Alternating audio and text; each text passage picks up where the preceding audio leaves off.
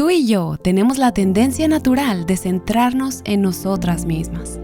Pero como Nancy DeMoss Wolgemuth dice, no se trata de nosotras, se trata de servir a Dios y a sus propósitos. Y cuando el tiempo de Dios no sea el tuyo, recuerda que el tiempo de Dios siempre es perfecto. Estás escuchando Aviva Nuestros Corazones, con Nancy DeMoss Wolgemuth en la voz de Patricia de Saladín. Hoy, 16 de octubre de 2024.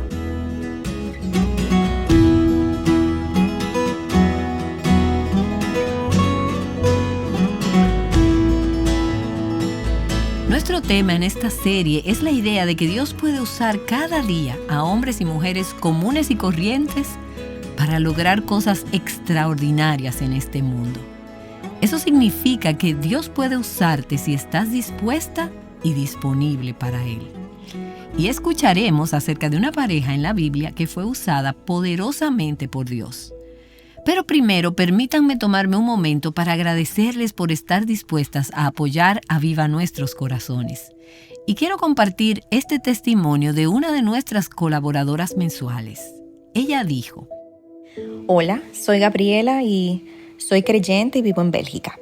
Estoy casada y tenemos 2 hijos pequeños. Estoy muy agradecida a Dios por el ministerio de Aviva Nuestros Corazones. Dios usó algunos de sus libros y podcasts para retarme a crecer en la madurez cristiana. Aprecio la honestidad, la transparencia y el deseo de integridad que pude experimentar tanto en la enseñanza bíblica como en los testimonios personales de las personas involucradas en el ministerio de Aviva Nuestros Corazones. Llegué a la fe cuando tenía ya 27 años. Nadie en mi familia es creyente, así que no crecí con ejemplos de lo que significa caminar con Dios. Desde que comencé a buscar a Dios, he tenido hambre de aprender de su palabra. También vi los beneficios y el crecimiento que provenían de escuchar las experiencias de otros creyentes fieles. Vi que el pueblo de Dios utilizaba estas relaciones para dar forma a mi camino con Él. Los recursos de Aviva Nuestros Corazones y el cuidado genuino que este equipo muestra por nosotras las mujeres alrededor del mundo me hace desear crecer aún más en amar y servir a nuestro gran Dios. Gracias por invertir en la obra del Señor. Y a ti que nos escuchas, si alguna vez has donado para Aviva Nuestros Corazones, gracias también. Estamos muy agradecidos por la generosidad de oyentes como tú, que ayudan a suplir las necesidades de otras al impulsar y promover la misión de Aviva Nuestros Corazones. Aviva Nuestros Corazones es un ministerio que se sostiene a base de ofrendas de nuestros oyentes y amigos del ministerio. Conviértete hoy en una colaboradora y con tu aporte mensual contribuirás a que más mujeres de habla hispana alrededor del mundo puedan crecer en Cristo. Únete a nosotras. Bueno, hablando de mujeres usadas por el Señor de manera extraordinaria, escuchemos ahora a nuestra anfitriona Nancy DeMoss Wolgemuth, quien nos hablará de 2 mujeres sobre las que leemos en el Evangelio de Lucas. Aquí está Nancy hablando en una conferencia para mujeres realizada en Holland, Michigan. Ella comenzó describiendo a una mujer de la que quizás hayas oído hablar o quizás no. Su nombre era Henrietta Mears. ¿Alguien ha oído hablar alguna vez de Henrietta Mears? Bueno, puedo ver unas cuantas manos. Ella fue una educadora cristiana y líder de un ministerio universitario en una iglesia en el sur de California. Fundó también un centro de retiro cristiano allí y una editorial de currículo cristiano que se llamó Gospel Light Publications. Ella fue una mujer que nunca se casó y supongo que por eso fue una de las mujeres que considero como un modelo, porque simplemente era una mujer que amaba al Señor y amaba el ministerio. Influyó en la vida de muchos líderes cristianos de su época, incluyendo a un joven llamado Bill Bright. Bill salía con una chica llamada Bonnet, que batallaba para creer que la Biblia era la verdad. Él pensaba que no debía casarse con una joven que no creyera que la Biblia era la verdad. Así que llevó a Bonnet, su novia, a conocer a la señorita Mears, quien era una especie de mentora para muchos jóvenes en edad universitaria. Y la señorita Mears guió a Bonnet al conocimiento de Dios, quien pronto se convertiría en la señora Vonette Bright. Cuando Bill y Vonette Bright se casaron, la señorita Mears los invitó a venir a vivir a su casa, que estaba cerca del recinto de la Universidad de California en Los Ángeles. Bill y Vonette Bright iniciaron entonces el centro conocido en ese entonces como Cruzada Estudiantil para Cristo, en la casa de la señorita Mears, justo al lado del recinto de la universidad. Y así comenzó este ministerio. Bueno, la señorita Mears murió cuando yo tenía 4 años de edad, en 1963. Así que nunca la conocí. Pero Vonette Bright, a quien ella había guiado al Señor, fue una amiga de toda la vida y una gran influencia en mi vida. Así que mientras crecía en el Señor, escuché mucho hablar sobre Henrietta Mears. Leí su biografía y fui bendecida por su vida y su ministerio. La señorita Mears era conocida, entre otras cosas, por su gran colección de sombreros. Esto se remonta a la época en que los sombreros estaban de moda y ella tenía muchos. Algunos de ellos eran grandes, otros eran extravagantes. Y cuando ella murió, la colección de sombreros de la señorita Mears fue entregada a Vonette Bright, quien los colocó en la habitación de huéspedes de su casa. Los colgó en la parte superior de la pared alrededor de toda la habitación. Y me quedé en esa habitación muchas veces con los sombreros colgados allí, los sombreros de la señorita Mears. Cuando Vonette murió, poco después de nuestra boda, su familia, sabiendo de mi amor por Vonette y por la señorita Mears, me ofreció uno de esos sombreros. Para mí, este sombrero es un símbolo de las vidas de estas 2 mujeres mayores. Una de ellas, que nunca conocí personalmente, y que tanto aportaron a mi vida. Es un recordatorio para mí del poder de las relaciones entre mujeres mayores y jóvenes y de cómo pueden inspirarse y animarse mutuamente. Así que déjame invitarte a acompañarme al Evangelio de Lucas, al capítulo 1. En Lucas capítulo 1 conocemos a 2 mujeres. Una de ellas es mayor de edad y la otra es bastante joven. La mujer mayor se llama Elizabeth y la mujer más joven se llama María. En el capítulo 1, versículo 5, permítanme leer un párrafo aquí y luego hablaremos de ello. Hubo en los días de Herodes, rey de Judea. Ahora, permítame detenerme aquí. Esto nos da un contexto histórico y político. Herodes, rey de Judea. Este fue Herodes el Grande, que reinó desde el 37 a.C. hasta el 4 a.C. Él no tenía nada de grande. Era un tirano cruel.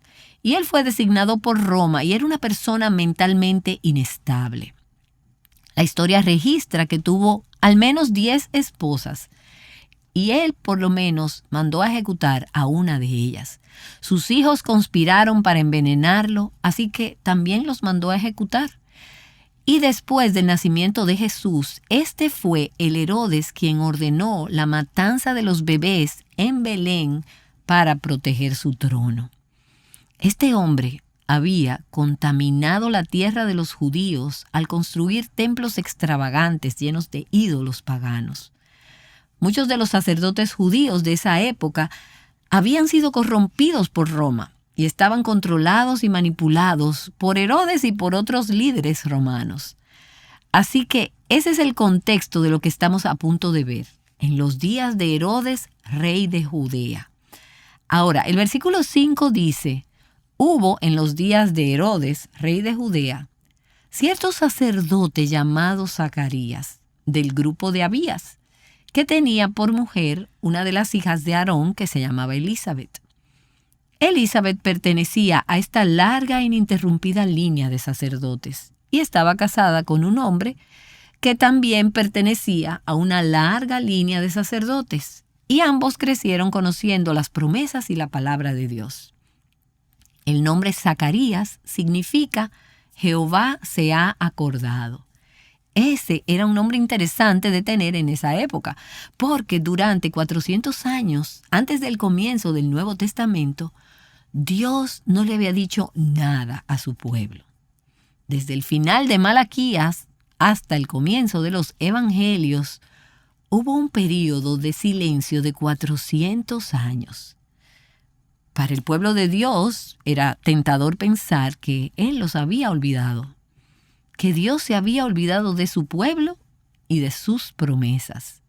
Pero eso no era cierto, porque Dios no trabaja según nuestros calendarios. 400 años es mucho tiempo para nosotras, pero no para Dios. No hay nada ni nadie en esta tierra que pueda derrotar sus propósitos eternos. Entonces, sin poder ver ni saber lo que Dios estaba por hacer, los padres de Zacarías le habían llamado Dios se acuerda. Dios se acuerda. Pudieron haber sido 400 años, 800 años o 1000 años, pero Dios se acuerda. Ahora, Elizabeth, su nombre significaba el juramento o la promesa de Dios. Mi Dios lo ha jurado.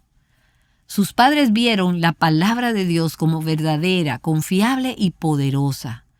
Dios cumple sus promesas. Así que tenemos a Zacarías, Jehová se acuerda, y a Elizabeth, mi Dios ha jurado. Y el versículo 6 nos dice que Zacarías y Elizabeth, de estas dos familias sacerdotales, ambos eran justos delante de Dios y se conducían intachablemente en todos los mandamientos y preceptos del Señor. Así que, en contraste con el espíritu de la época perversa en la que ellos vivían, Zacarías y Elizabeth nadaron contracorriente. Representaban un remanente fiel. Continuaron caminando con Dios, incluso cuando muchos otros a su alrededor no lo hicieron. Y dice que eran justos delante de Dios. Ahora, eso no significa que no fueron pecadores o que nacieron justos. Ellos eran justos de la misma manera que nosotras llegamos a ser justas, por la fe, creyendo en las promesas de Dios. Sus corazones estaban inclinados hacia Él, y su palabra gobernaba cada área de sus vidas. Esta fue una pareja que tomó a Dios en serio, lo honraron y confiaron en Él. Ambos eran justos ante Dios. Elizabeth no dependía únicamente de la sombra espiritual de su marido. Sí, mi esposo es pastor, así que eso me hace espiritual. Ella tenía una relación personal con Dios. Ambos eran justos ante Dios. Pero ser justos y vivir una vida de fe no eximió a esta pareja de desilusiones, decepciones, de problemas o de anhelos incumplidos. Verás, creo que a veces tenemos la idea de que si realmente somos espirituales, eres espiritual, si realmente caminas con Dios, entonces en la vida te irá estupendamente. Y no siempre es así. Mira el siguiente versículo. Ambos eran justos delante de Dios y se conducían intachablemente en todos los mandamientos y preceptos del Señor. Pero no tenían hijos, porque Elizabeth era estéril. Así que aquí tenemos esta pareja que llevaba décadas de estar esperando, mes tras mes. La esperanza se aplaza mes tras mes, la decepción año tras año. Y el versículo 13 nos deja saber que habían orado por esto durante años, pero la situación no había cambiado. Dios no había respondido su oración. Y para colmo de males, no solo ella era estéril, sino que ambos eran de edad avanzada. Esa es una forma educada de decir que eran viejos. Ya habían pasado la edad de tener hijos. La palabra original en griego suena en realidad como nuestra palabra, estéril, y el diccionario dice que significa desolado y sin vida. Y sé que tenemos mujeres en nuestra audiencia que anhelan tener hijos, pero no has podido, estás desolada, no has podido dar vida. Y así es como te sientes porque anhelas tener un bebé en tus brazos y Dios no te lo ha concedido. Otro diccionario dice que esta palabra significa incapaz de producir descendencia, estéril, improductiva, infructuosa. Eso puede describir cómo te sientes en relación con la maternidad, pero también puede describir cómo te sientes en otras áreas de tu vida. Improductiva, infructuosa, sombría, sin vida. Tal vez tu salud te impide servir en algunas de las formas que desearías poder hacerlo. Tal vez estés financieramente tan corta que apenas puedes llegar a fin de mes. Tal vez luchas contra el desánimo, contra una depresión crónica o clínica. Tal vez sientas que tu pasado te ha dejado estéril, improductiva, infructuosa y sientes culpa y vergüenza. No crees que Dios realmente pueda usarte. Tal vez te sientas atrapada cargando con muchos niños pequeños y sientes que estás en una temporada estéril. Tal vez estés cuidando a tus padres ancianos y hayas tenido que posponer muchas cosas. Tengo muchas amigas que en este momento están cuidando a sus padres ancianos y han tenido que poner sus vidas en pausa y piensan, ¿qué estoy haciendo que tenga algún valor? Te sientes estéril. Ahora, en Génesis 1, la Escritura dice que Dios creó al hombre y a la mujer y los bendijo Dios y les dijo, sean fecundos y multiplíquense, llenen la tierra. Pero aquí tenemos a Elizabeth, que no había podido cumplir este llamado divino.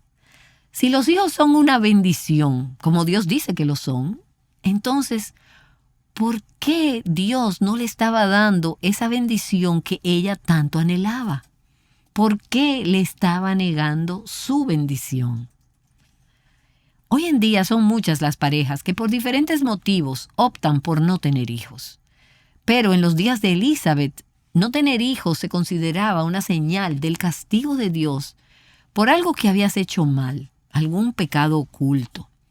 Era un reproche, un motivo de vergüenza, era un estigma social, era humillante.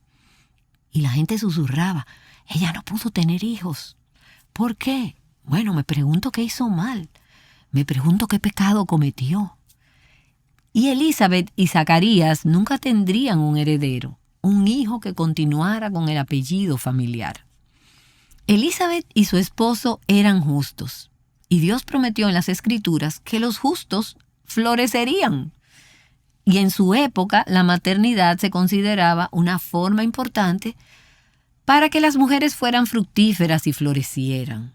Pero aquí estaba ella, estéril y anciana. Tengo un sobrino que se acaba de casar y es joven.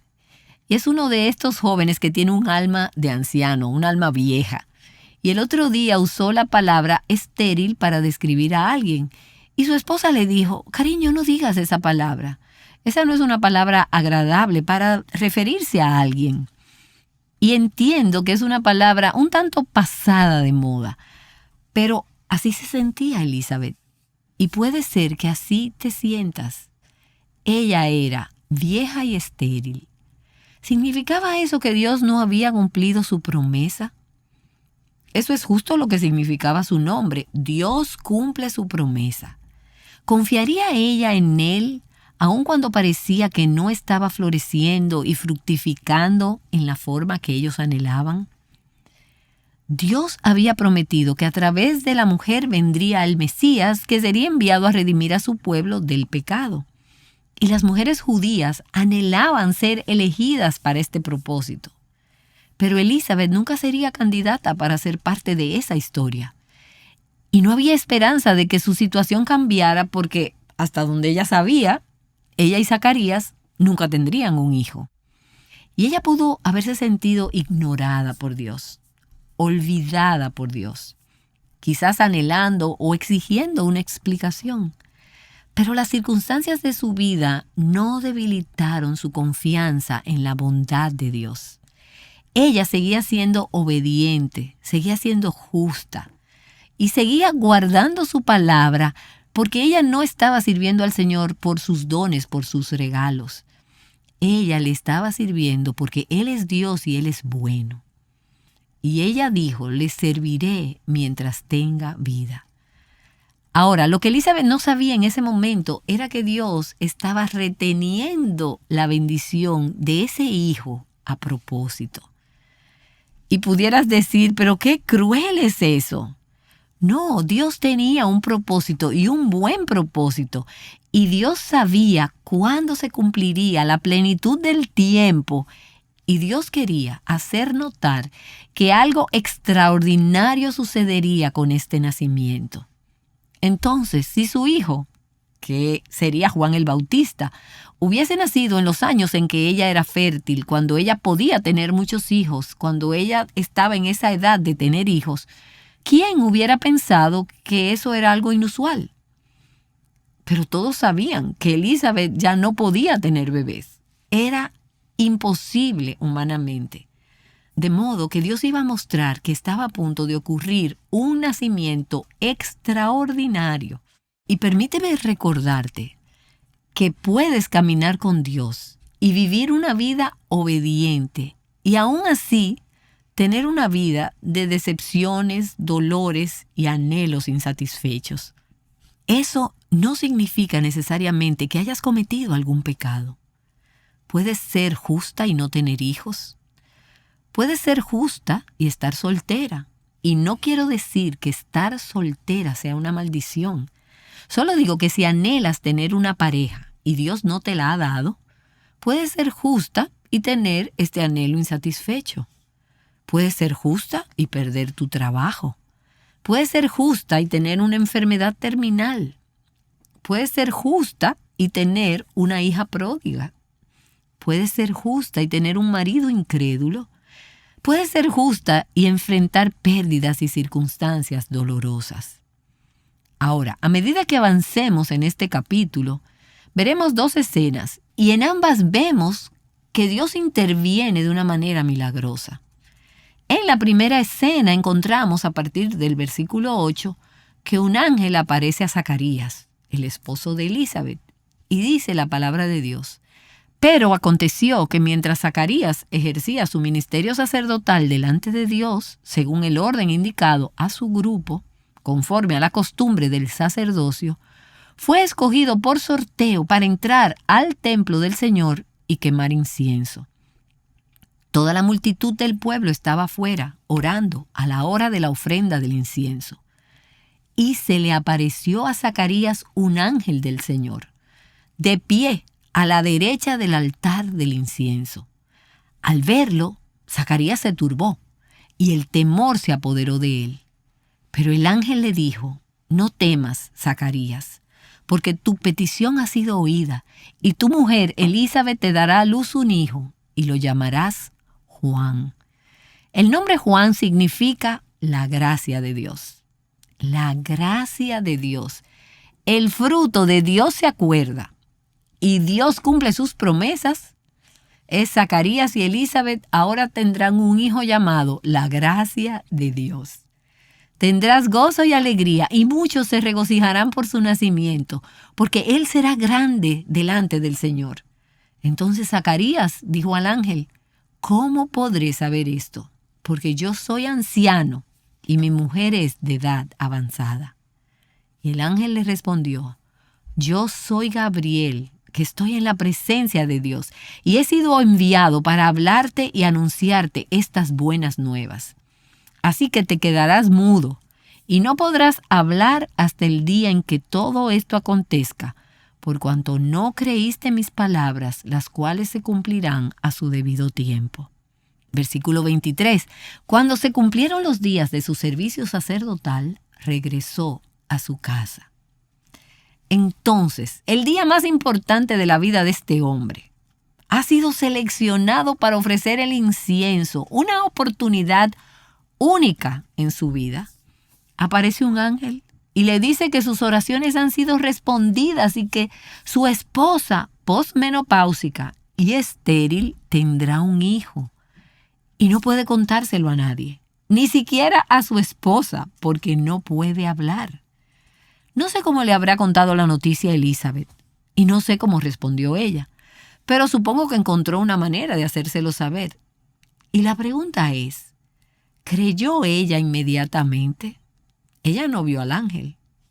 Tendría que haber estado allí, pero sabemos que esta pareja tenía el hábito de responder a Dios con fe. Así que el versículo 24 nos dice: después de estos días, Elizabeth, su mujer, concibió y se recluyó por 5 meses, diciendo: Así ha obrado el Señor conmigo en los días en que se dignó mirarme para quitar mi afrenta entre los hombres. Elizabeth no se apresuró a contarle a todos la noticia. En lugar de eso, ella se recluyó durante los primeros 5 meses de su embarazo. Las Escrituras no nos dicen por qué. Para empezar, ya era mayor para tener su primer bebé, por lo que probablemente estaba cansada muy a menudo. Pero dado lo que conocemos sobre el caminar de Elizabeth con Dios, sabemos que hay algunas cosas que probablemente hizo durante esos 5 meses. Me imagino que ella alabó a Dios por esta intervención milagrosa. Alabó a Dios porque Él cumple sus promesas. Y también me imagino que oraba y le pedía a Dios sabiduría para saber cómo criar a este niño que sería el precursor del Mesías. Estoy segura de que reflexionó, meditó, así como lo hizo María cuando nació su hijo, saboreando la gracia de Dios que había experimentado.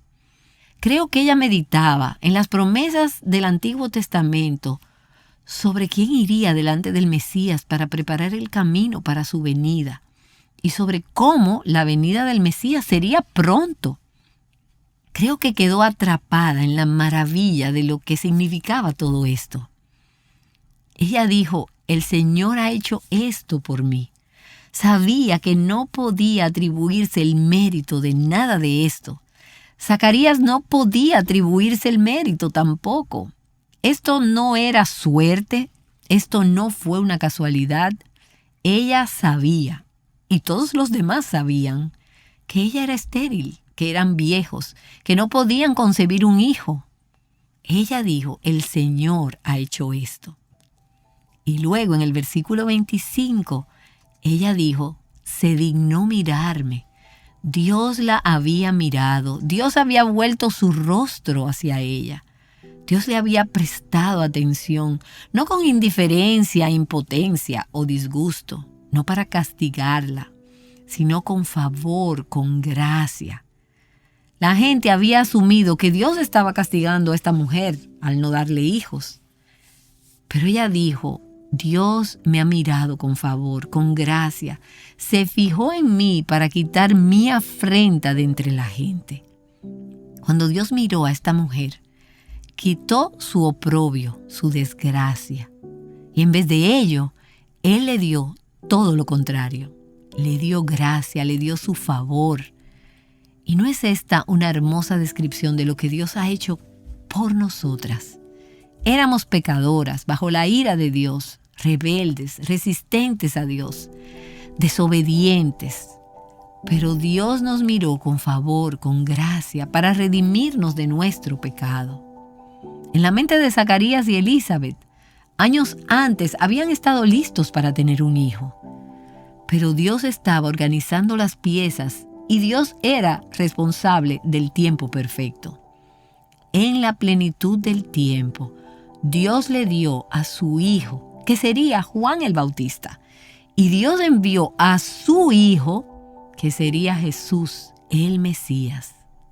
Zacarías y Elizabeth pudieron haber dicho: mira, queríamos un bebé hace décadas.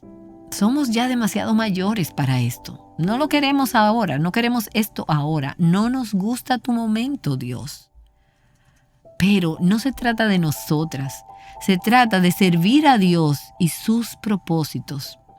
Cuando el tiempo de Dios no es el tuyo, recuerda que el tiempo de Dios siempre es perfecto.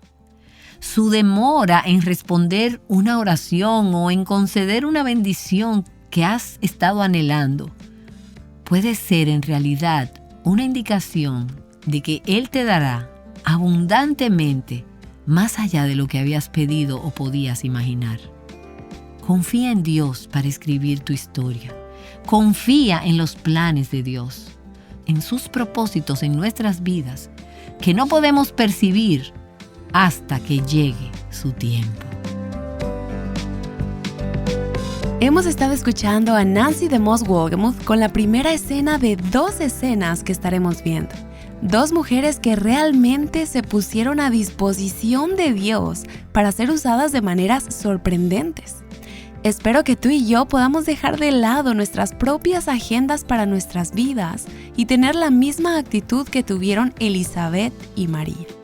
Nancy volverá mañana para compartir la escena número 2 con nosotras.